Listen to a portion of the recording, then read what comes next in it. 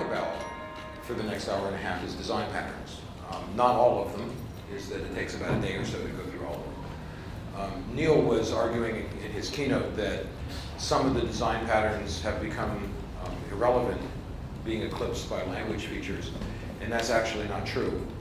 But that's Neil who's talking, not me. But the command in particular, some of the things that you would do with the command pattern have become irrelevant, right? Basic lambda does a basic command thing. But there's a lot of things you do with the command pattern that a lambda is not capable of doing. Or at least not unless you get something that's so hideously complicated that you don't want to do it. So the design patterns are pretty much as relevant today as they ever were. They do gradually migrate into the realm of idiom, and there's nothing wrong with that. In other words, the notion of a design pattern is viable regardless of what the patterns actually are. There are thousands and thousands of design patterns. Pattern, though, the difference between a pattern and an idiom is largely one of how often you use it. If you think about inheritance, well, back in the days of C programming, inheritance was a design pattern. It was something that you had to explicitly implement by hand inside the language. You had to make tables of function pointers and use those instead of virtual functions, and so on and so forth. We did it, right? Is that everybody was programming in an object-oriented way, but we didn't call it that. So when you were using dynamic dispatch by having tables of function pointers, and you changed the occasional function pointer depending on whether it was a base class or derived class object you were dealing with, that's a design pattern. At least it was a design pattern in C. Well, as soon as C++ comes along, you don't need it anymore. It's built into the language. It's a feature. It becomes a feature of the language, or it becomes an idiom. And then it's not a design pattern anymore. And it's natural that you would have that kind of evolution. But the evolution is very slow, and there are always a bunch of corner cases that the pattern continues to apply to, even when you have the idioms in the language to help you do what the pattern used to do. Let's start, though, by talking more explicitly about what a pattern is. The idea of a design pattern is not what people think. Is that people read the Gang of Four book. How many of you have seen the Gambit Helmets, Johnson and Cities Gang of Four book? How many of you managed to successfully read it? Nobody raises their hand. One of you is raising their hand. It's a very difficult book to read. It's very dense, or very terse. And it assumes a lot, and the examples are all in languages that none of us are programming in anymore. And the real downside of that book is that people get the wrong idea when they read it. Is that a design pattern is a very general kind of thing. If we want to put this into the realm of music, classical music is a design pattern for a composer, for music composition. Jazz is a different design pattern for musical composition. So when you listen to a piece of music, you can tell whether it's classical or jazz. In other words, if it satisfies the classical design pattern, it will sound like classical music to you. But every composition varies radically from every other composition in terms of the structure of it. So the pattern is the jazz versus classical thing. It has nothing to do with the actual physical structure of the music. And of course, there are some pieces of music that are somewhere in between, that might have elements of both design patterns in it. And that's, all of this is true of software. Is that a design pattern is not a specific solution to a specific problem. It's rather a class of solutions to a class of problems. So it's a very general kind of thing. The question is then, what good is it if it's that general? And the answer is, well, first of all, the general solutions, the class of solutions, are pretty useful solutions. Is that you won't implement them in identical ways every time you implement the pattern. But the implementations will be the same in a broad sort of way, and that's itself useful. Even more useful, though, is the notion of communication. When I read about the design patterns for a long time before I thought they were interesting. The problem was that I had been programming for a while at that point, and I read through the Gamma book, and everything in there was familiar to me. There was nothing earth-shattering, and I just didn't get it. You know, why he's just documenting a bunch of stuff that we all do. What's the point? And what made me really get it is that I went to a conference where someone got up and started describing a relatively complicated API system in terms of the design patterns that were used to implement the API, the design patterns that underline the API. And he was saying things like, well, this is the director component of this pattern, and this is that component of that pattern, and this is a Singleton. And the point is that he could say in one word something that gave me an immediate understanding of a very complicated piece of code. So from a communication point of view, the design patterns are essential. Is that if you're going to be talking to other architects, you need that vocabulary. The other issue that's important is that when you're designing as an architect, you don't design all the details. So when you design a house, you don't draw every stud. You don't draw every nail. You don't even draw the way the wires get routed through the walls. You might show where the outlets and the switches go, but that's as far as it goes. So there are a lot of design decisions that are made in the course of programming. This is particularly true in the Agile world, where you're working with a very, very generalized kind of notion of design, and you don't have a lot of documentation. You don't have elaborate UML diagrams, and so on and so forth. So the issue there is that the programmers in that world are expected to be skillful. And by skillful, I mean they really know all of the basic components of programming. Unfortunately, the universities have let us down in some of these areas. Is that it's often the case that a university will churn out people with degrees in computer science who do not know how to program. But so now, as far as I'm concerned, the minimum bar for calling yourself a programmer is that you know at least a couple of programming languages. You understand what architecture is. You understand the design patterns cold. You just know them. So you can not only recognize them, but use them without even thinking about it. This is all, I think, just basic stuff. And of course, you have to understand how data structures work and that sort of thing, and which a lot of people think of as busy work, but the fact is that if you don't know how a data structure works and what its properties are, even if you're presented with a package of 35 pre-built data structures, you don't know which one is the best one to use if you don't know how it's working underneath the covers. So this is all, I think, just kind of basic stuff. As far as I'm concerned, learning the design patterns is an essential part of learning to program nowadays. It's not just something that architects are interested in. In fact, I'll go a step further than that. It's something that architects are not interested in, because design patterns are at the level of deciding where the studs go in the wall when you're building the wall. Is that in a sense it has to do more with construction than it does with architecture. So design patterns rarely show up in architectural level documents. The architect might write in an intent in terms of the pattern. He might say, I want you to use a facade here. Or he might say, this is going to be a Singleton. But he's not going to draw it out. You're not going to see a UML diagram of a facade or a Singleton as part of the design, because that's too detailed, it's too low level.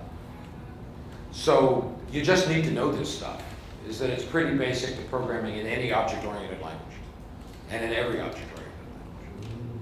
It's not tied into any particular language. All right? Is everyone with me, though, in terms of where it is, what a design pattern is? So the way I like to think of this is that design patterns are not invented, they are discovered. A design pattern is a pattern because it's a pattern of implementation, it's a pattern of solutions that solve a class of problems. So you look at 15 programs written by 15 different people who were not talking to each other, and they were all trying to solve the same problem. I have two subassemblies, and one of them has to talk to the other one, but I want to be able to change either of them without impacting the other.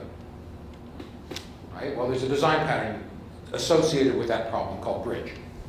So it's the intent of bridge, one would say, to isolate subsystems so that one of them can vary without impacting the other. Anything that satisfies that intent is a legitimate implementation of the design pattern.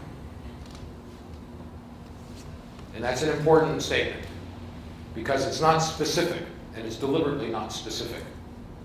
When people get it wrong, what they do is they'll read a design pattern book, and they'll look at the examples in that book, and then they'll say, if it doesn't look exactly like that example, it is not the pattern. Now, you look at the Gang of Four book, and some of the examples in that book are not particularly good examples. Singleton, in particular, is not done well by Gang of Four.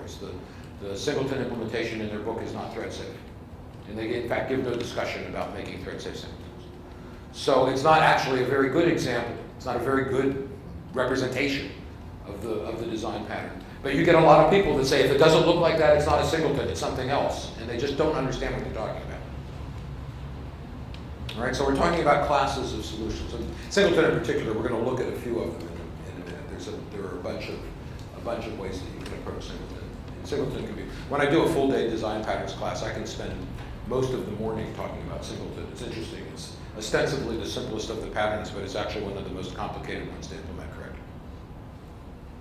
All right, so everyone follow what I'm saying.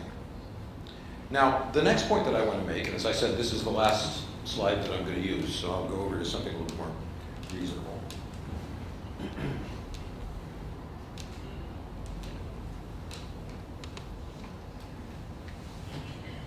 Is that big enough? I can go sideways if I need to. Oops.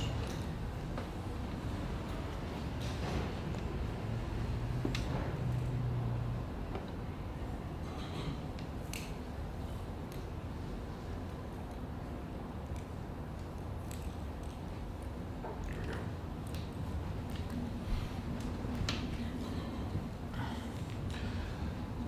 Is that big enough for everyone to see? The back, I can go sideways if I have to, but I'd rather not. Okay. When you're looking at let's look at a specific example of a design pattern, but in the context of architecture. The architecture of buildings, that is. So let's say that I want to build a room, and I want the room to be a pleasant place to be. So there's a design pattern for that. You could argue that when you have a room that has windows on two adjacent walls, that space is going to be more pleasant to be in than a standard room. Right? We can give that design pattern a name. We can call it corner office. Right? So corner offices are desirable because they have natural light coming in from two adjacent walls. And there are two objects, if you will, that participate in this design pattern. They're both windows, and they participate in the role of light source.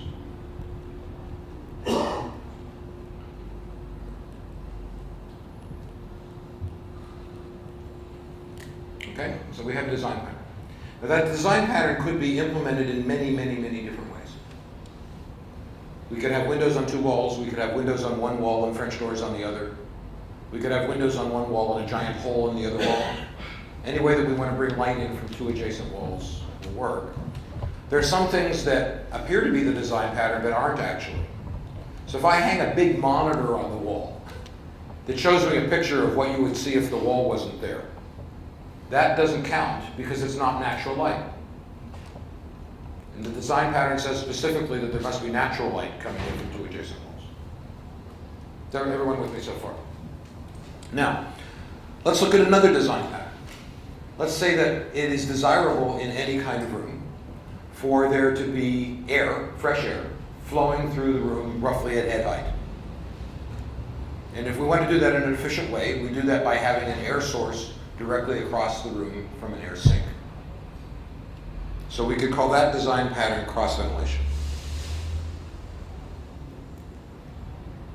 And we can implement that design pattern in this particular design by putting another window directly across from the first window. Does everyone follow me so far? Let's put a door in too, otherwise we won't be able to get into this room. Now, cross ventilation, there are again two participants. There is an air source, we hope, and there's an air sink.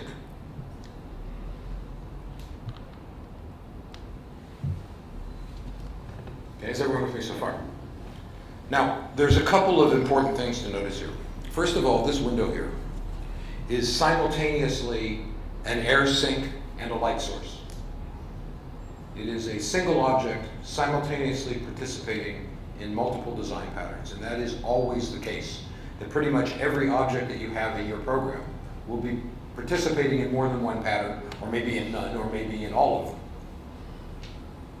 Which is one of the reasons why the notion of cutting and pasting a design pattern is ridiculous. Because if all of the classes that comprise the pattern already exist in the program, but happen to be being used for other things, what are you going to paste? Though maybe the worst case is half of them are there and the other half aren't, and you paste something and now you've got all these extra boxes kicking around that you have to erase because they're already there. More to the point, as I just said, there's no one correct implementation for any design pattern. So as a consequence, what are you going to paste? Right? All that you can paste is something that's very concrete. And if there's no particular concrete representation that you're going to have even a majority of the time, then there is nothing to paste. So these tools that talk about cut and paste design patterns, I don't know what they're talking about, but they're not talking about anything useful. It's just that this doesn't make any sense. The other problem is that I look at this picture here, and I don't know, really, just from this picture, whether these are the design patterns in question or not. So for example, let's say that there's a wall along here. Well, this has been, maybe it's an air sink still, depending on what the ventilation is like in that space, but it's certainly not a light source anymore. Is everyone following what I'm saying? So simply because I see a picture of a room with walls on two adjacent, or with windows on two adjacent walls, that does not mean that I'm looking at a corner office design pattern. Because whether or not I can get natural light into those windows depends on things that are outside of the drawing that we're looking at. They have to do with the environment in which the drawing lives. And the same applies to software, is that a lot of the design patterns depend on context. Simply because you see a specific structure does not mean you are looking at a specific design pattern. All right, is everyone with me here? So let me give you an example of that. Let's think for a moment about Singleton. I was talking about Singleton a second ago. A Singleton is characterized by a particular intent. The intent of Singleton is that a Singleton is a globally accessible object. And notice I did not say global variable. It's a globally accessible object, where you can guarantee that there will only be one in the entire system. Now, singletons have lots of other characteristics, is that it's nice to implement a singleton so that it's not actually initialized until the first time you use it. But that's not a requirement to be a singleton. That's just a nicety. That's just a characteristic of one particular set of implementations of singleton. It's definitely not a global variable. It's an object. What does that mean to be an object? Well, an object is defined by what it does. Not by what it contains, but by what it does. If you have read anywhere that an object is a data structure with a set of methods associated with the data structure that do things to the data, that is a fundamentally and wrong, fundamentally wrong, incorrect definition of an object. Object is defined by what it does. It's a unit of activity. Now, in order to do whatever it does, it has to have some data. But the data that it keeps should be a secret. Right, for some of you who have been in my sessions yesterday or the day before, one of the rules that I keep bringing up, which is a very, very important rule, is the notion of delegation in object-oriented systems. The idea of delegation is that you never collect information that you need to do some work. Instead, you ask whatever object has that information to do the work for you. We call that delegation. Well, if you're delegating, then you don't need to expose the internal fields of the object because they're just used internally. And if you don't expose the internal fields of the object, well, then the object becomes much more maintainable because you can change them without impacting anybody. Everyone understand? So don't use properties. If you're using properties, simply stop. Certainly not getters and setters. It's the fact that getters and setters are default or created by default in some languages right now, I think of as an abomination from an OL point of view. So, getting back to our singleton notion. The singleton is not a bunch of global variables. It's not a bag of things that happen to be grouped together in a class, but you access these global variables globally. It's an object. The implementation is hidden. It does something. It has a specific purpose. Right? And the job of it is to produce connections for you that are guaranteed to not be shared by other resources, but at the same time are guaranteed to be cached properly and so on and so forth. So that's a useful piece of work it's doing. You only want one because you only want one connection pool. Right? That's not a global variable. It's the singletonness of it is guaranteeing that we have a single connection pool. That's a good thing. There's no way to get rid of that notion. That notion of oneness, of singletonness. So is everyone following here? Okay, so I should say, by the way, you probably won't be working for me, but when I interview people for my clients, which I do sometimes, is they'll hire me to help them hire people, is one of the questions I always ask people if they claim they know design patterns is that I ask them to describe Singleton to me. And if they describe Singleton in such a way that it appears to be a collection of global variables, they're out. They don't understand it. Okay? Now, how will you implement Singleton? There's lots of ways. We'll look at a few of them in a moment. But let's just talk about two in particular. One of them is that you can write an object that returns and creates the object the first time it's used. Let me just do that. So we could have here's the simplest class. This is not thread safe, so nobody copy this down and pretend that it's the ideal way to do Singleton. But we could have a simple Singleton class. It could have a static field in it. The instance is an instance of a Singleton. And then we can have an accessor method.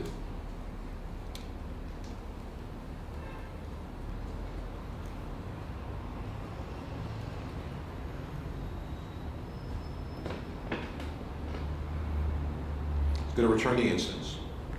And it's going to say if the instance is known, create it.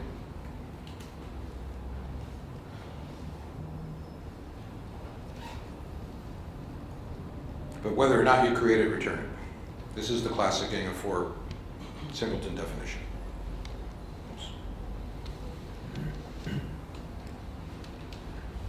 Okay? So that's a classic gang of four Singleton. Thing doesn't exist until you call get instance the first time. There's only one in the world. Right? If we really wanted to guarantee there was only one in the world, I could put a private constructor. So having done that, nobody can say new Singleton, so the only way to manufacture the new one is by calling it the get instance.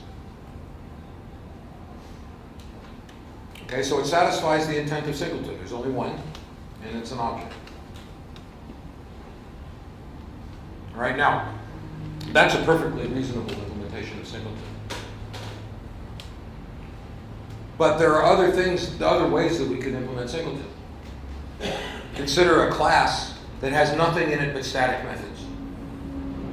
I don't think I have to draw that, right? Because I think we can all imagine a class with nothing but static methods in it. That's effectively a Singleton. Right? There's only one in the world. It has nothing in it but static methods. No point in saying new. And if it behaves like an object, it's a Singleton. It's globally accessible. It has behavior. You can send it messages. They're class level messages, so you're saying class name dot do this rather than object name dot do this. But you're still sending messages to it. The line between a class and an object is very fine here. Is that everyone with me here? So it's a Singleton. So here we have two radically different implementations of Singleton. They don't look at all like each other, but they're both Singletons because they both satisfy the intent of the pattern. All right, now let's flip that over. Let's say you're looking at a piece of code and you see a class, all of whose methods are static. Is that a Singleton? And the answer is, I don't know. What's the intent of the designer? Does he intend for it to be a Singleton? Or is it just a bag full of static methods? Right, there's another design pattern called utility. What a utility is a bag of methods. If you program, well, actually both in C# and in Java, there's a utility called math, right, that has a bunch of mathematical junk in it. Now you could argue that the math utility is both unnecessary and undesirable, right? Because if you think about it, if I want to find the cosine of a double, I should say to the double, give me your cosine. I shouldn't say math dot cosine of a double. That's wacky. That's certainly not objectorial. Right? I should send a message to the object, say, give me your cosine. Some languages you can do that. Some languages you can even extend double to add operations to it. Swift allows you to extend double. Smalltalk allows you to extend double. Okay, so does everyone understand what I'm getting at? So because of the flaws in the language, and often that will be the case, and often it will be flaws in some library, you need to provide a bunch of auxiliary methods that make up for those flaws. And because the purpose of those auxiliary methods is to repair the flaws in one thing, you lump them together into a single class. Math is a case in point. Arrays in Java is a case in point. Array-related methods. All right, now that's a utility though. That's not a singleton. It's not an object. It doesn't do anything. It has no behavior associated with it. It has no state associated with it. You don't send it messages. It's just a bag of functions. Is everyone following me here? So you look at my class that's got nothing in it but static methods, and you say, well, is that a singleton, or is that a utility, or is it something else? And the answer is, I don't know. Depends on the intent of the designer. Is everyone following me?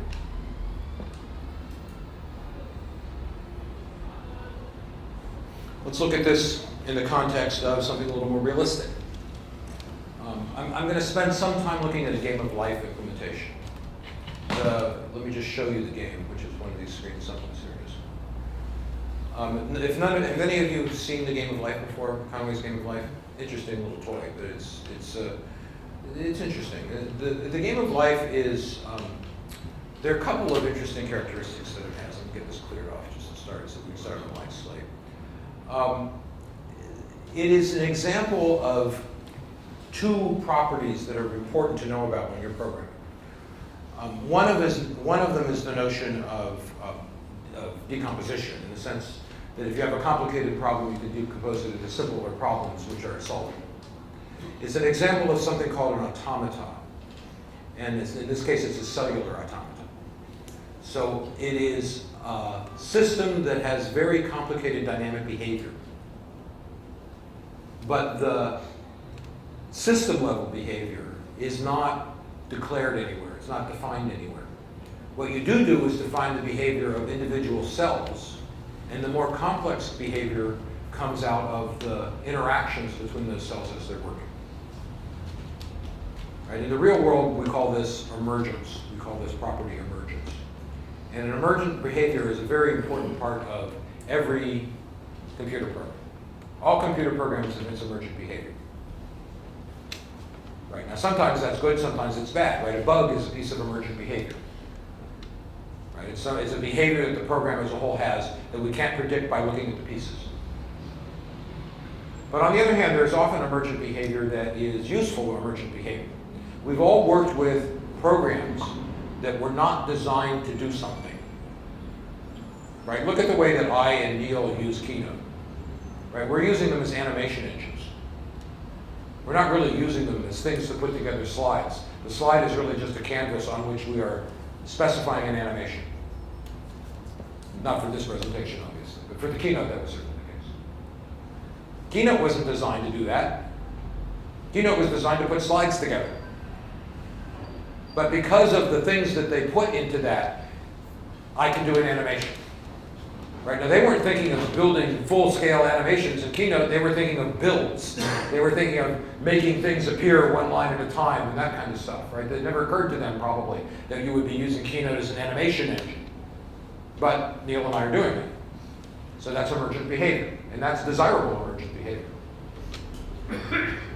Now, all object-oriented systems have emergent behavior at some level. And one of the reasons they work well, caught in my own wires here. One of the reasons that they work well in Agile, in the Agile world, is that in the Agile world, you're developing your program one user story at a time. And a user story has a very, very narrow scope. So I'm going to figure out how to solve this one tiny little problem. And I'll do a full front-to-back solution, but it's just this one small problem. And then you get the next story, which is a lot like the first one, but there are differences. And you modify the code from the first story to be able to accommodate both of the stories. Does everyone follow me? So you go along in that vein for a while. And then you pick up a story and you go, we don't need to implement it, it's done. Because all of the things that you needed to implement that story were already implemented in the course of implementing another story. Not all at once, probably. So you see what I'm saying? Story 5 might use parts of story 1 and 3. So that's emergent behavior, and that's desirable. So in an agile world, the notion of emergence is very important. And a cellular automaton is a good example of emergent behavior. Now, let me give you an example of this. The rules of the game of life are very simple. You have a set of square cells. Each cell is surrounded by 8 neighbors. If a cell has too many neighbors, it will die from overcrowding. If the cell has too few neighbors, it will die from loneliness. Cells come into existence when they have exactly 3 neighbors. Cells die of loneliness when there are 2 or fewer neighbors, and they die of overcrowding when there are more than where there are 4 or more neighbors. Those are the only rules. So a cell decides whether it's alive or not just by counting its neighbors. Now here's the simplest possible interesting behavior in life. Here I have 3 cells in a row, or in a column. The cell in the middle has exactly 2 neighbors, so it will remain alive. Is everyone from here? The cell on top has only 1 neighbor, so it's going to die from loneliness. The cell on the bottom, the same thing. This cell here has 3 adjacent live cells, so it will come to life on the next cycle. And the same with the one over here. So if I let this go 1 clock tick, it changes. Now what's interesting is if I actually let it run at medium speed. It's a pretty interesting behavior. They call that an oscillator. Does everyone follow what I'm saying here? Let's look at another one that's a little more interesting.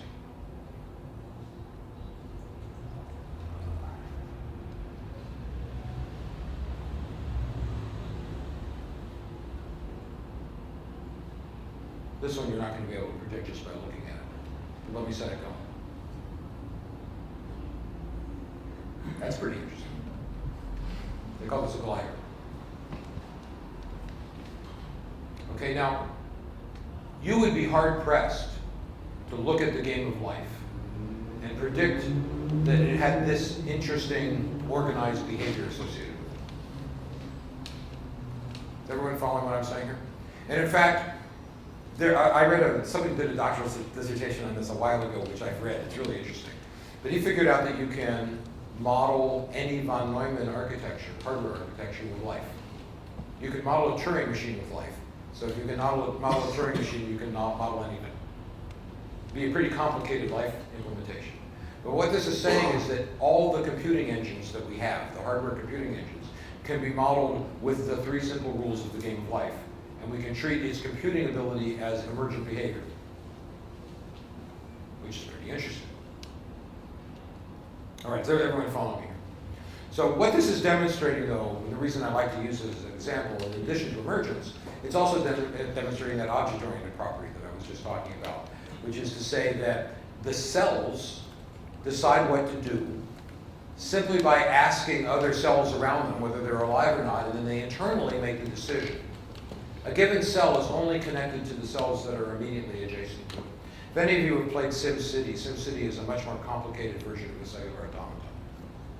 Every block in SimCity makes a decision about how it should behave by looking at, it looks at 3 rings. So for every square, it looks 3 rings out. And then it decides how to behave based on the observed behavior of its neighbors. And you can model Paris that way. So it's pretty useful. In the real world, it's pretty useful. It's traffic planning, people use automata all the time. It's used a lot to do things like solve chaos problems.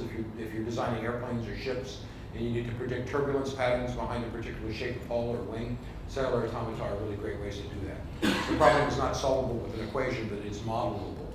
So you can model it using a cellular automata. Okay, is everyone with me here? So that's the implementation of this game, while we're looking at it, there's one other thing I want to talk about with respect to implementation, because we're going to look at it in a second, is that you'll notice there's a grid menu here that has associated with it items associated with the grid as a whole, and it has exit because I needed someplace to stick exit, and I didn't want to stick it on the menu bar. Okay? So everyone with me? So it's grid related. There's a go menu, which has nothing to do except control the speed of the clock that's driving this system. Right? This is making sense to me. Now, the issue here is that inside this program, and we'll look at it in a second, there is a clock class. And the clock class makes a menu for itself and sticks it on the menu bar. Nobody else in the system knows that that menu exists. When somebody picks something from the clock menu, the notification goes directly to the clock object, and nobody else is involved. This is not model view controller. There is no controller here. Notifications are going directly from the menu to the clock. Is everyone following me here? By the same token, the grid class, there's a grid or the equivalent inside the Game of Life implementation. It makes this menu for itself. And all notifications that come when I collect a menu item go directly to the equivalent of the grid class. The clock doesn't know about them. The system doesn't know about them. Nobody knows about them. So is everyone with me here? If the grid went out of existence, it won't. Or if the clock went out of existence, in this case, it won't. There is one call in the subsystem that I wrote that is using to produce this menu environment that says, get rid of everything I added. And all clock-related functionality will disappear from the menuing system. And it can actually inject menus into submenus into other menus if it wants to, so this could be quite a complicated removal. So what's that giving us? That's giving us something else that demonstrates another important OO principle, which is that the data that's hidden in an object should really be hidden.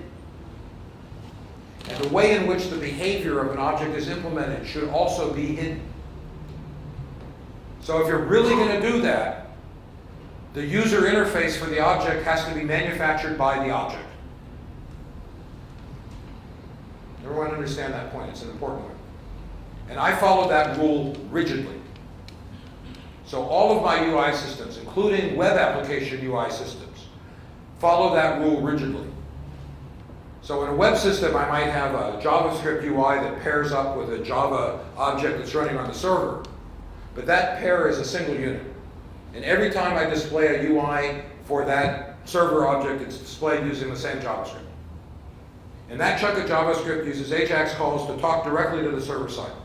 There's no controller involved. There's plumbing involved. There's a lot of plumbing involved, but there's no real controller. Is everyone following me here? Now, why do I do that? What does it get me?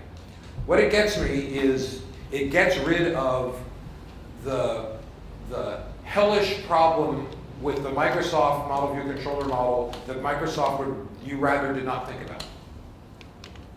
And that problem is I make a change in the model. I make a change in the thing that underlies the UI. And I have to go out and manually change every user interface that touches that object.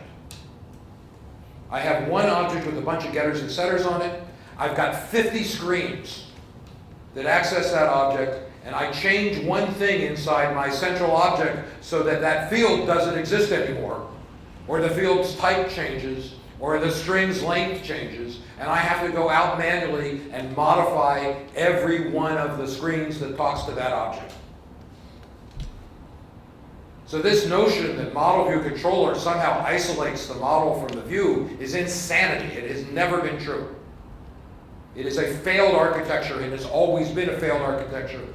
And I say failed quite deliberately because by failed I mean it does not do the core thing that it's supposed to do, which is to separate the model and the view. Everyone see what I'm saying here? It just doesn't work. So we have all, as an industry, spent millions of man hours that we did not have to spend because we've been using a bad architecture for our UIs without thinking about it. Because somebody told us that's the way we should do things. So when you use an editor for model, isn't that doing something similar, but essentially generating your view based on the model? I can't. Sorry. So when you use editor for, say, the MVC, for example, So you're using the editor for HTML Mhm. and that's creating your view based on the model. Yeah, but it's the same problem. I don't do that, right? In other words, my goal as a designer, as an architect, is I want to restrict the scope of a change to one place. And as an agile guy, that's particularly important. Right? If some new requirement comes in that requires me to make a change, I want to make it in one place and be done with it. So if a new requirement comes in saying we have to identify an employee by a thumbprint, or a new requirement comes in saying we need to keep hold of employees' country of residence, I want to make one change to the employee class and be done with it. And I really mean one change. Now, if my UI is paired with the model class, if you will, whether it be just a pairing or whether it actually be a container relationship, the change is still in one place. So I make the change to the model side, I make the change to the UI, I make the change to the connection. That's the easy thing. And then if I'm using the same UI for an employee everywhere in my system, everywhere in the system where my employee is displayed, it now displays the new attributes. I have to do, I don't know, I only do one thing and I'm done. That's essential. If you have to do anything else, then you do not have the agility that you need for your system to be able to stand up to the stress of an agile process. So, yeah, maybe you could have an editor that did some of that work for you, but it's not going to do enough. It's not going to find every instance. It's not going to go out to other applications. If you're building a service of some sort, it's certainly not going to go out to other applications.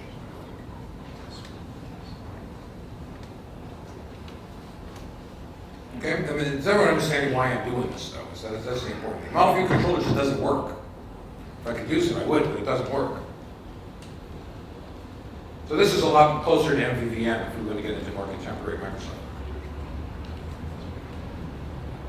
Okay, is everyone with that?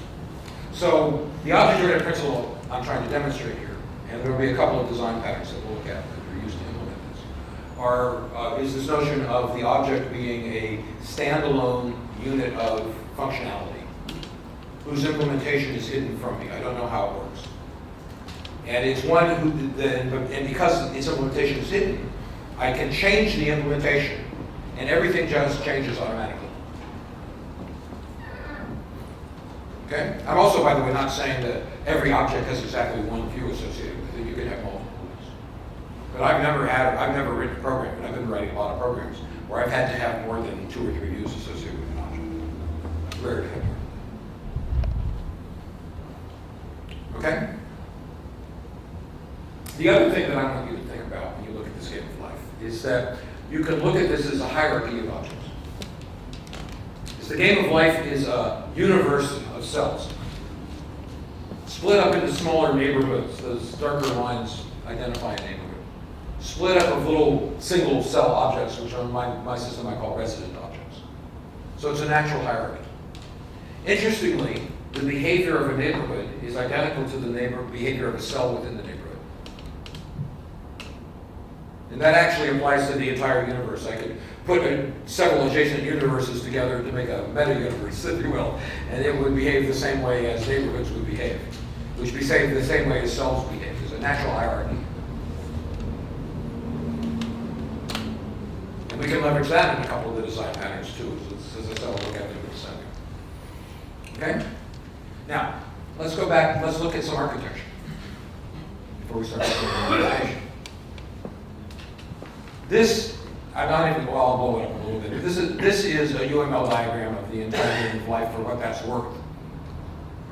It's pretty complicated, and as an agile guy, I don't draw this kind of stuff much anymore. Because there's more complexity here than you need. So you can get this information when you're looking at the code. So I'll use stripped down diagrams, and in this particular diagram, what I've done is stripped it down to this.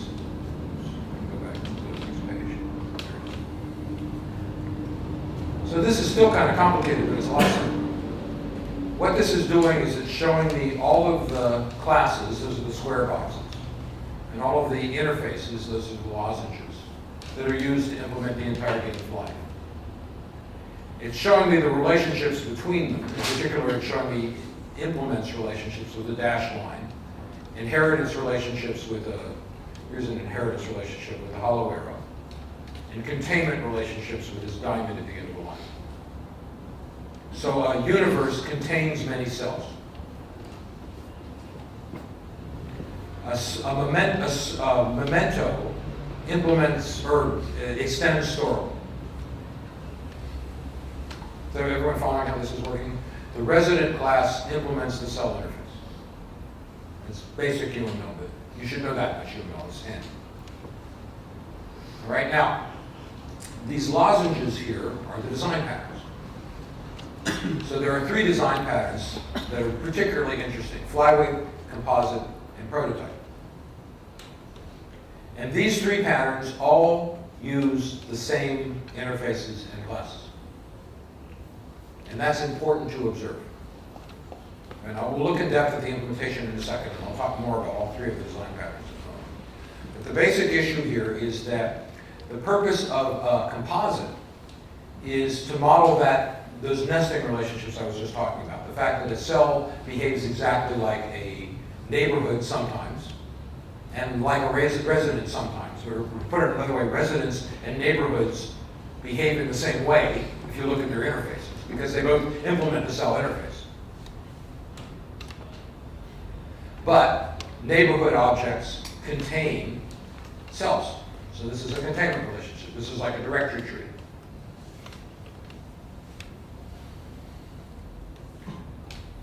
By the same token, we have a flyweight. And I'll talk more about flyweights in a second. But the notion of a flyweight is that we want to reduce the size of an object by moving information, state information that could be in either the object or the container of that object into the container instead. So we're not really violating encapsulation or anything. We're not using getters and setters here. We're actually physically moving the field. So for example, you could argue, and some people have argued with me, to be correctly object-oriented. Every cell should know its position on the grid, should know its coordinates. But I would argue that it's just as reasonable to say that the grid knows the coordinates of every cell within it. If we go with the second point of view, then we can reduce the size of every cell by the amount of space that it takes to store your coordinates. And if we do that enough, then we've got some value. So if you think about the game of life, if we have a 1024 square grid, that's 1 million cells. All right, is everyone following me here? It takes 64 bytes to store our coordinate information. That's 64 megabytes that we've just saved. More to the point, if I didn't do this, the game wouldn't fit into memory. People program nowadays as if we have infinite amounts of memory. That's not true. We've got a lot, but we don't have infinite amounts. As soon as you have data structures that take up 64 megabytes, you're going to be running out of core really quickly. And as soon as you start running out of core, your application is going to start getting staged to disk through virtual memory. And as soon as that happens, it's going to execute at 2 orders of magnitude slow. It will execute at 2 orders of magnitude slower than it used to, maybe more. That's a factor. This is especially a factor in the world that most of us live in, which is server-side programming. Right? You're programming for a server. 2 orders of magnitude in performance is a big deal. And there are lots and lots and lots of tiny little objects that have to be maintained by servers. Employee objects, customer objects, ordered objects, ordered line items. How many line items do you think exist in the Amazon server at any given moment? God knows, but it's got to be billions. All right, so flyweight gives us a way to solve that problem. Again, we'll look at it in a moment. But the point here is that both of these design patterns use the same structure. They have identical physical structure. Same classes, same interfaces, organized in the same way. So you can't look at a diagram and tell what the design patterns are necessarily, unless you know the intent of the designer. And I'm calling out my intent here with this UML notation. There's lots of ways you can do it. You can do it in the name of the class, for example. You know, something is a such and such facade, or a such and such bridge, or a such and such adapter. All right, is everyone understanding what I'm getting at? So I want to get back to that issue then, that this is a very meta thing that we're talking about. We're not talking about very specific implementations. You can't look at a diagram, a class diagram, and find the design patterns. You can't look at something that participates in one design pattern and assume that it doesn't participate in others, right? I look at the prototype here, or the composite, and in the composite pattern, this neighborhood is in the role of composite. In the flyweight pattern, the neighborhood is in the role of client. You'd say, is this a client or is this a composite? And the answer is yes. Everyone getting this, right? It's all of those things. So they are meshing together in complicated ways. And this is the way it always happens. And so all of the books that we've seen that look at design patterns in terms of catalogs are not doing anybody any favors. And this is particularly the case when the books get too simplistic. There's the Head First Design Patterns book is a design patterns book that people really like. And it's got a huge number of people who have read it, and it gives everybody the wrong idea about what a pattern is. Because it's got everything divided into catalogs. It does not show how the patterns interact. It doesn't show how they might look the same all the time. It seems that they're all different. People come away from reading that book with a fundamentally incorrect assumption, which is that the design patterns are distinct things that you could cut and paste into your program. They never, ever, ever appear that way in the real world. Just doesn't happen. Right, now I have to say, Head First isn't the first one to do it. It's just the most popular. The Gang of Four book itself does it that way. And they did nobody any favors. So in my book, which is what this code is excerpted from, what I did is I just wrote two programs, right? The Game of Life, and then there's also a little SQL interpreter, small in-memory SQL interpreter. And between them, they use all the design patterns. So instead of looking at the design patterns in isolation, providing a catalog, I'm looking at them in context. And it's much more interesting to look at them in context because they interact in really interesting ways. And the interactions are sometimes complicated and more important to know about than the actual structure of the pattern itself. All right, now that's not to say a catalog isn't useful. My book has a catalog as an appendix. But the core patternness of it is better represented by looking at it in the context of the program. Okay, is everyone with me? You're all being so quiet, it makes me nervous. I said this in other sessions, but I get nervous when people don't ask me questions. I cannot believe that I'm being that coherent. So either you all know this stuff already and you can leave, or you don't know it but you're not asking any questions, in which case I'm nervous. So if you have any questions, please ask them. Nothing. Oh well. You have not made me feel any less nervous. What you'll find is that as I get more and more nervous, I'll keep saying, does everyone get this? You all got it? Everyone understand it? And if I say that too many times, the only way to shut me up is to ask a question. Okay, so let's look at a little bit of code here, just to kind of understand how all this works in the real world. I'm going to start by looking at Singleton, because Singleton is a very common pattern. And I'm going to talk just a little bit about some of the implementation issues associated with Singleton.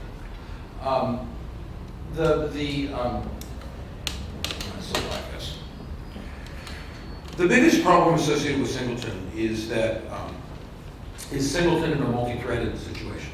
How do you deal with two threads, both of which are accessing the Singleton for the first time simultaneously? Because you have to guarantee that only one will exist. All right? There are lots of ways that you can solve that. But there's one way that you should never solve it, so I'm going to bring that up in the context of discussing Singleton just so that you understand that. And that's something called double-check blocking.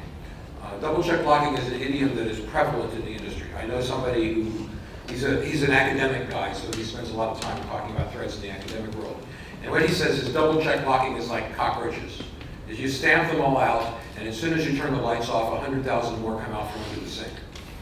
So it's almost impossible, it seems, to get rid of this pattern because it seems so intuitive. It seems like it's going to work. So the basic idea of double-check blocking is you have your Singleton pattern, right, the one that we were looking at earlier. I'm going to abbreviate a little bit here just so that I don't have to write so much. If it becomes incomprehensible, tell me. But I have a single class called Singleton. I have my instance. And then I have my accessor again, I'm simplifying. I'm leaving all the statics out for one thing.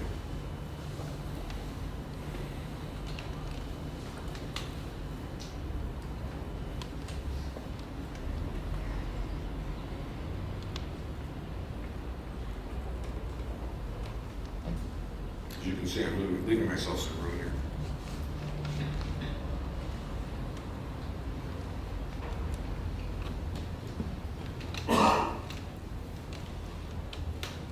Okay, that's my basic symbol. Now, what people do is they look at this and they say, well, we need to be able to make this thread safe. In Java, you can make a thread safe by, say, putting the synchronized keyword out here. If you were using a language that didn't have a synchronized keyword, C# doesn't, right? But it's got a good package of thread safety stuff. You'd acquire a lock here, and you release the lock down there. Right? That's the easy way. That works. And then people start getting clever. It's always dangerous when people start getting clever. And they say, well, we really only need to have it synchronized when we create it. Because once it exists, we're going to skip past that if statement in the middle. And this function is just going to turn into a simple return statement. Is everyone following what I'm saying? So they say, well, so let's just lock when we are creating the instance. So if there isn't any instance, I'm going to acquire the lock here.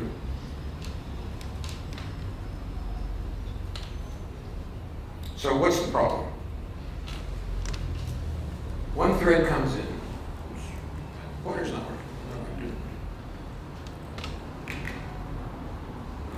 I'll just wave my hands around. A thread comes in. It gets past the if statement. The Singleton doesn't exist. It gets to the lock. It gets past the lock, and then it's preempted by a clock tick. Second thread comes in, sees that the instance doesn't exist, tries to acquire a lock, but can't because the first one has it. The first thread wakes up, creates the instance, unlocks, and returns. The unlock is going to be down here.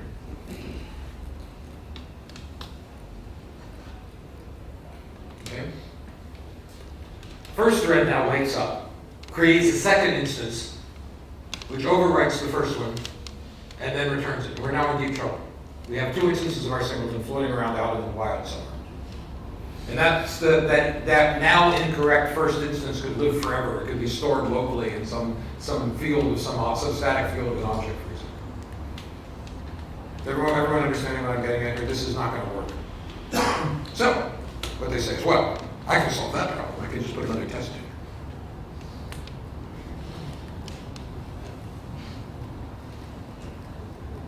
That way, that second thread that's sitting here waiting for the lock, when it finally acquires the lock, we'll hit this test and go, oh, well, somebody must have snuck in and grabbed it and not create the second. Everyone following here? Sounds good. Doesn't work. Doesn't work in any language. Doesn't work in Java. Doesn't work in C#. Doesn't work in Ruby. Doesn't work in anything. But it sure looks like it would work, right? We forget how complicated computers have gotten. Everybody kind of imagines we're still working in these simple von Neumann machines with simple instruction sets and one counter and that kind of stuff. That's not true anymore. Computers are very non-deterministic. Does everyone understand the problem before I erase it and start looking at solutions, or at least explain why we have a problem here? Okay, so why do we have a problem here? The problem has to do with the way memory works. Is that your program has a central memory store. And then sitting off on the side are a bunch of CPUs. Not cups, CPUs. this is jet lag getting at me. The problem with coming and doing these classes in London is that I get over my jet lag the day I step on my plane to go home. So you're not seeing me at my best. So we have several CPUs. Each of those CPUs has associated with it some caching. Things will be moving back and forth between the CPU itself and cache in a deterministic way. Meanwhile, we have these things called memory units, which you can think of as being a single chip split into two halves. One of which is sitting on the CPU and the other of which is sitting on the memory store. And the memory units talk to each other, and they talk to the CPUs. And what the memory units do is, running on their own thread effectively, are transferring memory from cache into or out of the main memory store. So the important thing here is that this level of transferring is happening independently of this level of transferring. And this level of transferring is completely deterministic. If it's a single-threaded application, the Singleton implementation we looked at would work just fine. But this level of transferring is indeterministic relative to this one. This transfer can happen at any time relative to that one. Now, it's even more complicated. Things are happening here, perhaps at the byte level. Here, we want to move chunks of memory in the biggest possible chunk that we can, because it's more efficient. Is everyone following me here? So you might, for example, be copying one array into another 1 byte at a time. But that entire array is going to be transferred into memory in one chunk by the memory manager. All right, is everyone following me here so far? Now, imagine if you had a program that was transferring two arrays. You transferred one, you transferred the other, you transferred one, you transferred the other. In other words, the instructions are going like this. But the memory unit is transferring them as giant blocks. Effectively, what that means is the order in which you are reading or writing memory is not maintained when that memory is copied to the main memory store. Am I being clear? So let's think about our Singleton. I just erased it. It's hard to bring back, so we'll try to keep it in our heads. But the basic idea here is, first thing I did is I said, is this Singleton null? Second thing I did was say, if not, initialize it. When we're talking about memory systems, there's no guarantee that that check will happen behind or in front of that access. Does everyone understand what I'm getting at? Let's look at a simple situation which is actually not the one I'm describing. Let's say that we have a compiler that's an optimizing compiler. The optimizing compiler will do inlining in the sense that it will see a method or a function that is small enough that instead of making a function call, it will replace the call with the body, right? The actual stuff that the function does. A lot of languages just do this automatically now. All right, now, how is inlining actually going to work? Well, usually when you're inlining, the first thing that happens, usually when you're not inlining, the first thing that happens if you see some kind of assignment, a new object of some sort. First thing that would happen is the compiler would allocate a chunk of memory. This is how you're thinking at least. And then it would pass that memory into this constructor. The constructor would initialize it. The constructor would return the reference, and then X would be initialized to point at that chunk of memory. That's what you're expecting. So let's imagine an optimization where we have inline the constructor call. And the compiler says, well, yeah, I could create a temporary variable and then pass the temporary variable into the constructor. But why bother? I've got X there. Let's just initialize it. And then we'll do that. All right, so everyone following me here? Now, if it worked the way you thought it would, that would be thread sync. But given the way it actually works, X is initialized before the constructor runs. Is everyone following what I'm saying here? So let's say we had a Singleton that was looking to see whether X was null or not. Given what I just described, it is easy to imagine a situation where X is not null, but the memory that X points to is not initialized yet, because we got preempted before we got into the constructor. In which case our Singleton implementation will fail miserably because it will say, oh, X, it's not null. So it returns it and it's just returned a pointer to an uninitialized object.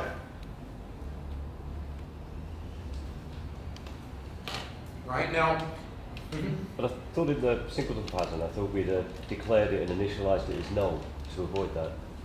We're talking about just this one statement. Oh, okay.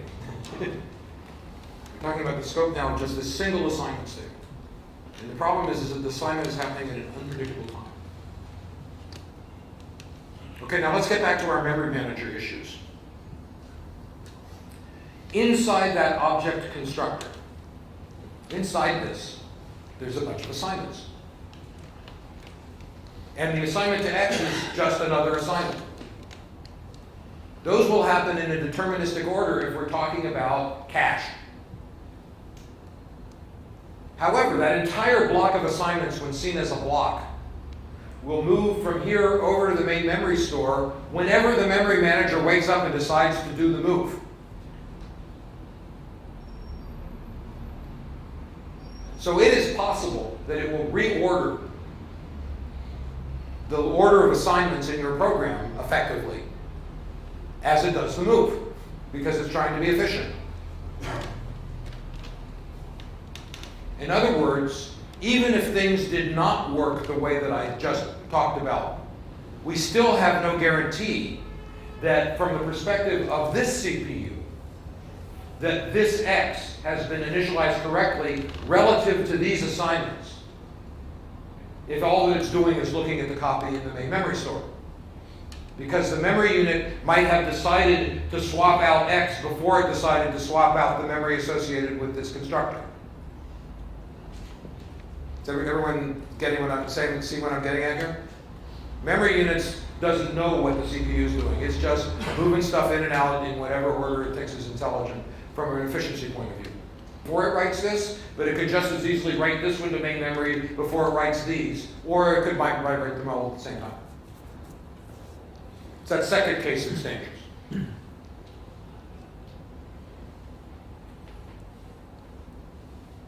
Is everyone following the problem here? There are lots of good solutions. If you're programming in C#, you can use a lazy T to solve this problem. Lazy works properly. If you are programming in Java, there are a bunch of solutions that have to do with making a little class that's separate from the outermost class. In other words, But in C# you would be able to use properties. You don't like properties. well, I don't like properties for architectural reasons. You know, I don't care whether a property solves this or not because you don't want the property. You know, It's actually using a method. You can actually start a property which only a getter understands. So that would make sure. a getter-only property will not solve this problem. But when you're using lazy in C#, Lazy will certainly solve it. Yeah, but what I'm talking about is actually in your point. And I've seen you in many situations where you sort of type the properties all the time. I do write in Java as well as C++ and C#. And each language has its own way of doing things. It's its own way of dealing with it, So yeah. if Java has only methods and C# has actual getters and properties, then we should be saying properties actually wrong. We're looking at two different issues. So what you're saying is that properties used in certain ways can solve this specific problem, and I have no argument with that statement. Okay? What I'm saying is that properties also have enormous problems from an architectural point of view. So from my point of view, the fact that a property will solve this particular problem is not a good enough reason for me to use it.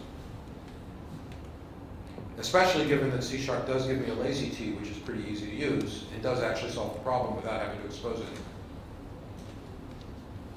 So even in C# where I could use a property to solve it, that's not really a solution because there are too many architectural problems. There are no architectural problems associated with using lazy T to solve it. Does everyone understand how the lazy T works in C#? Those of you who are C# programmers, you have the basic idea of lazy T is that if something is defined as lazy,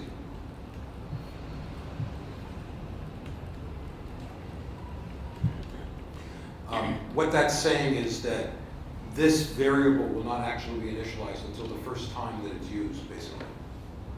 It's initialized in a lazy way, and it's guaranteed to be thread safe.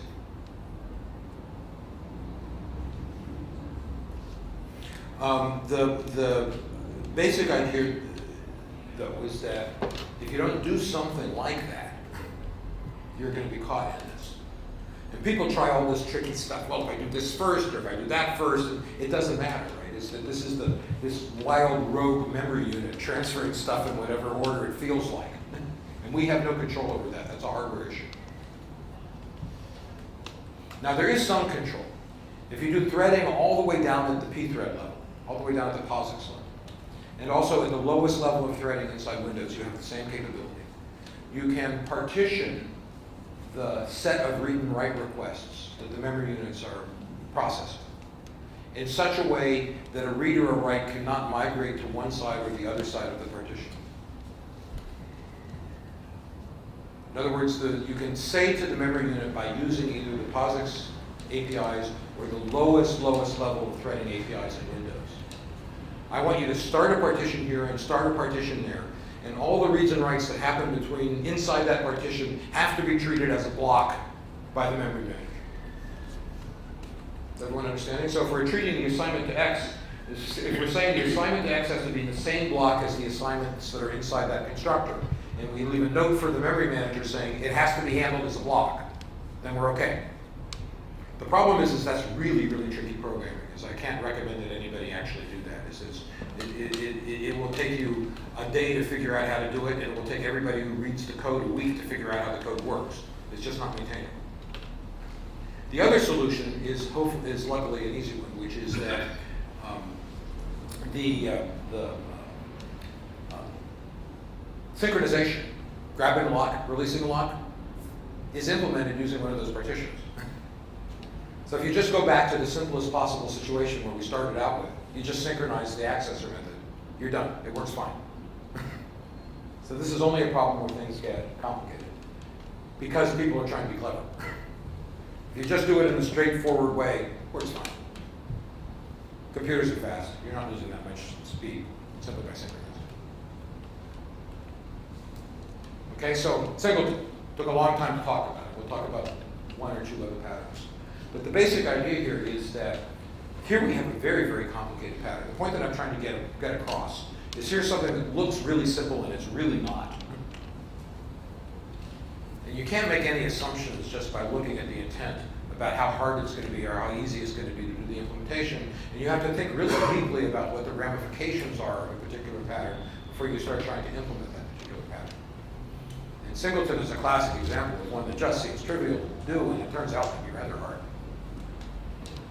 I'll also say, before I give up on Singleton entirely, before I give up on talking about it at least, is that I've heard people say, therefore, you should never use Singletons, and that's craziness. Because it's hard, you should never use Singletons. A while ago, people said pointers in C++, those are really hard, so don't use them ever. And that's craziness. Right? That's like saying don't use the language. So simply because it's hard doesn't mean you don't do it. It means that everybody's got to know what they're doing. So the solution to this problem is education, not stupid rules. Okay? So let's move on a little bit. So let's look at, I want to look at least one other pattern just so I can sort of drive my points in a little bit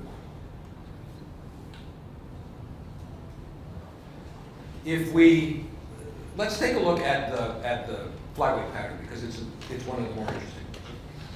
The basic idea of flyweight is that we are trying to reduce memory. And the basic notion of flyweight is that, well, think of the world as having two kinds of ways to store state. So, in particular, if I can get my trackpad to work. All right, come on. Thank you. In particular, oops. I have too many things up on the screen all at the same time. There we go. We could argue that there is intrinsic state, which are the fields that are inside a class, inside an object. And there's something else called extrinsic state. So the notion of extrinsic state has to do, again, with where do you store stuff? I could have in my resident class an X and Y location associated with its position. But by the same token, the grid class is going to have inside it an array of resident objects, so surely it knows where the X and Y are. Now the downside is that if I say to a resident object, I don't know, do something with yourself, change state, it has to redraw itself, but it doesn't know where it is. Now you could argue, well, that means that the resident should be a button, because if it's a push button, you can handle the change of state really easily, as you just put it into the pushed or the unpushed state. So is everyone understanding my rationale here? But if the resident object were a push button, it would take up way too much memory. The overhead of implementing a push button is about 400 or 500 bytes. It's not trivial. Right? You take, let's make the math easy. Let's say there's 512 bytes in a push button. We've got 1 million of them. Is everyone with me here? We're moving from the megabyte range up into the terabyte range in terms of the amount of money that it's taking to store our game array. So they can't possibly all be buttons. That's just never going to work. And they can't really even be windows for the same reason. There's too much overhead. Really, all they are rectangles.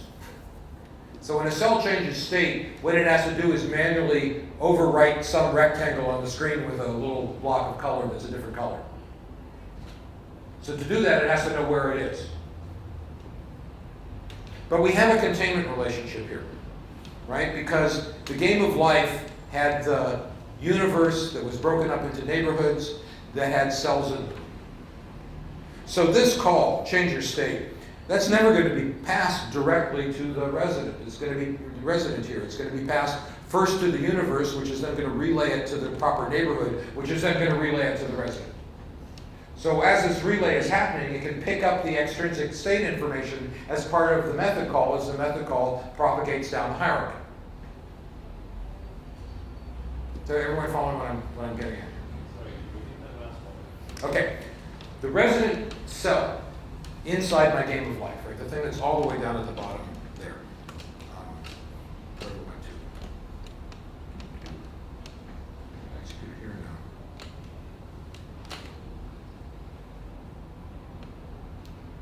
Where'd Java go? I've lost it. Oh, there it is. Okay, so watch how the blue lines appear when I click. Particularly watch this edge. Now what that's done is it's identified all of the cells, going away because I have the clock running. It's identifying, this is first of all the neighborhood within which the cell occurs. This outermost cell, our universe of cells, is itself a neighborhood. There's a blue line around every neighborhood. Now the click is coming from outside entirely. It's coming from the operating system. So when I click, that information is not going to this cell. This is not a button. It's going, there's only one window in this whole application, which is the outermost neighborhood. Actually, it's not even that, right? The edge of the window is over here where the cursor is.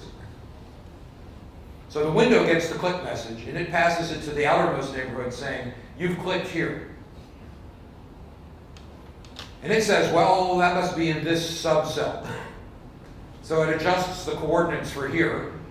It says to this neighborhood, somebody's clicked you here. But this here is relative to this point, not relative to that point. Who would be told where the mouse click was, but it doesn't really care because it's going to redraw all of its surface. All right, now, so that message is propagating down through this hierarchy to the innermost cell. At the outermost layer, I'm saying, you don't have to read my email, I'm saying, you are clicked here. At the next layer, I'm saying, you're clicked here. At the next layer, I'm saying, you're clicked here. But here changes.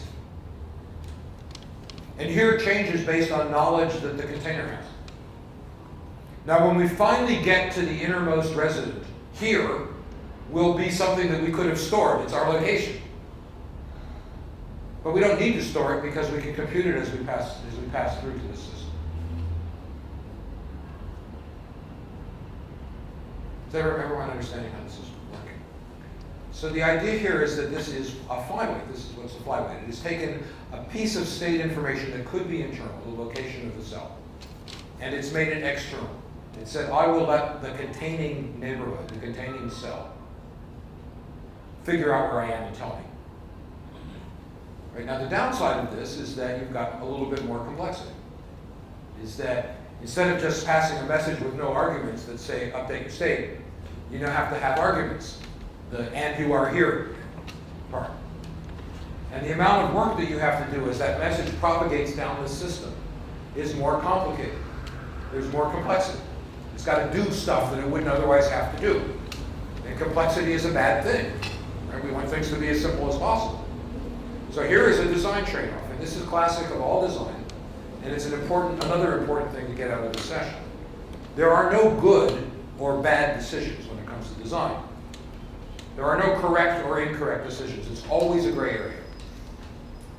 You always say, here are the advantages and here are the disadvantages.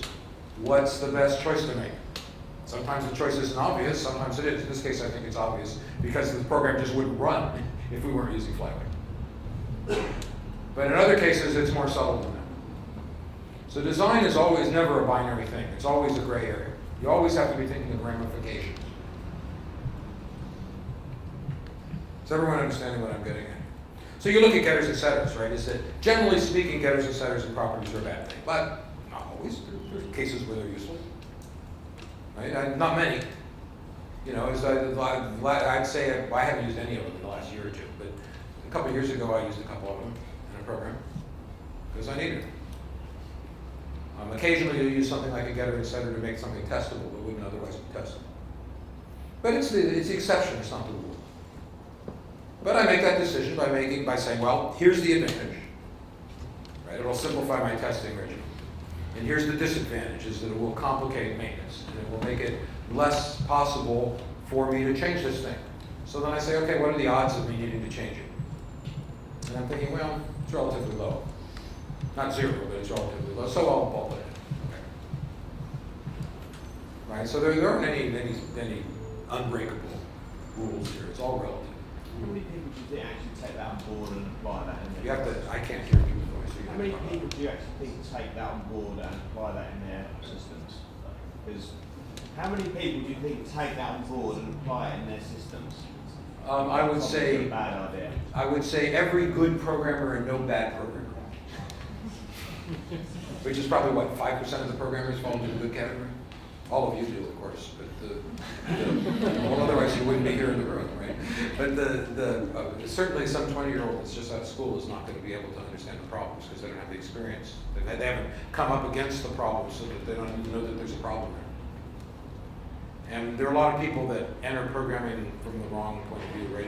You don't see this so much now, but when the dot-com bubble was happening, there are all these guys that learned HTML and called themselves programmers. Right? So fortunately that's not happening anymore. But it requires some thinking. It's hard. There's a great book by Daniel Kahneman. He's a Nobel laureate. He's a psychologist, but his Nobel is in economics. And he wrote a great book called Thinking Fast and Slow that I can't recommend too highly. And he says, so what's the difference between fast thinking and slow thinking? When I say what's 2 plus 2, that's fast thinking. It's in your head. 4 is in your head. You don't even know how it got there. Just popped in your head from somewhere. Right? If I say what's 17 times 63, that doesn't just pop in your head. At least not for most of us. Certainly not for me. In fact, that's so hard that I've got to get out a pencil and paper to figure it out. So, see what I'm saying? Now, given a choice between slow thinking and fast thinking, the brain always goes to fast thinking because it's so much easier.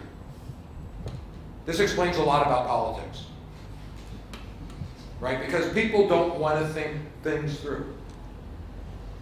They want to have rules of thumb that they can just apply automatically everywhere and everything will be perfect. And that's how we got into the mess that we're in with getters and setters.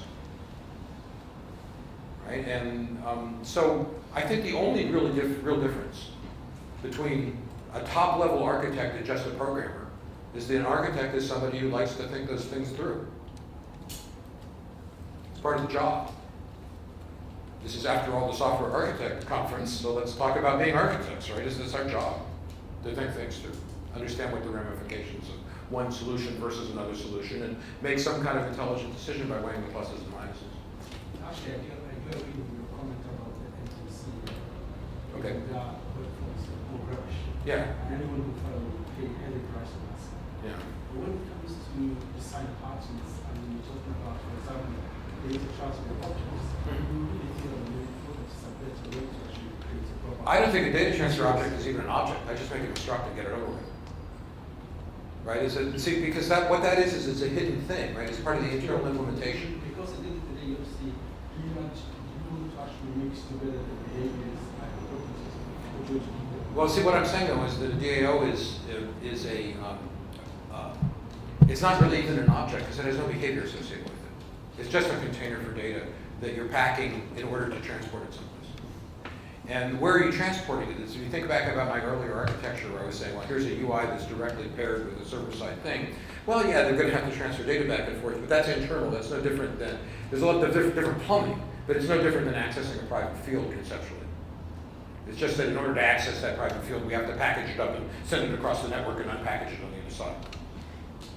So from an architectural point of view, I don't see a problem provided that the class that's producing the transfer object and the class that is consuming the transfer object are conceptually the same class that are just split up for some kind of implementation reason.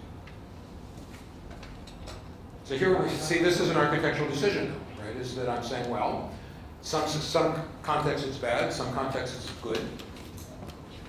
It's bad that there's direct access, but the fact that the direct access is highly restricted allows me to get away with it because the consequences of a problem arising are smaller, because it's a smaller chunk of code that I have to look at when I'm looking at the two sides of that transaction. So I'm willing to put up with the downside because the upside is so high, there's so much up. And I would much rather package it up into a single object and send those things across the wire one at a time, which is the only other alternative. So it's a gray area, and there's the conscious decision that you're making based on the gray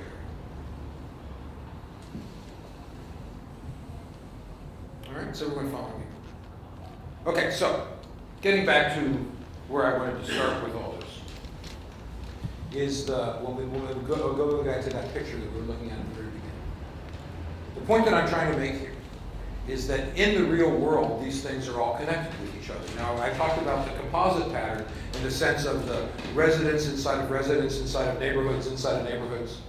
And I talked about the flyweight pattern in terms of taking the internal state from the flyweight and moving it out to the container.